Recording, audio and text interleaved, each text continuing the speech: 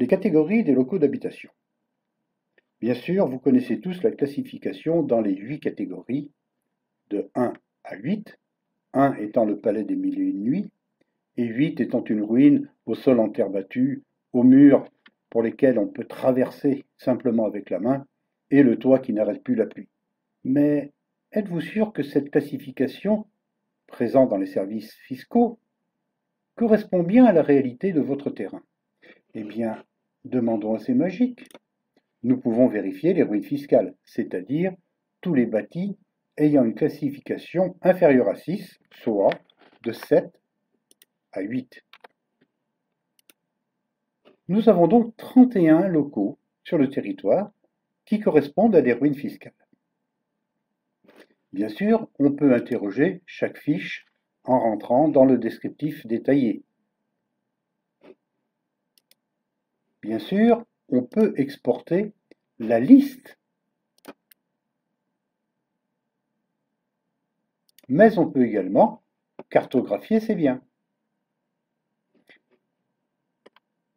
et faire, au travers de Street View, un premier tri. Vérifier que le bien en question est bien une ruine. Est-ce toujours le cas?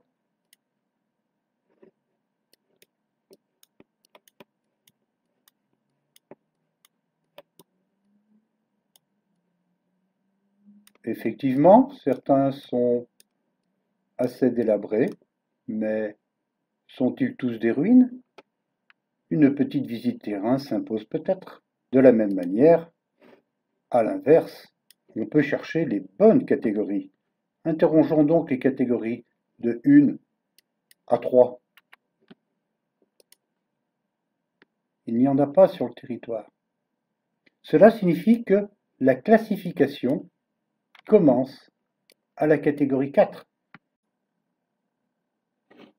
On obtient donc la liste des habitations en catégorie 4. Il y en a effectivement 38. On peut, comme d'habitude, les cartographier et vérifier que, effectivement, ce ne sont pas les plus vilaines maisons de la commune. Voilà, encore une utilité de ces magiques que vous pouvez utiliser pour vérifier que la classification de vos habitations sont conformes à la réalité du terrain.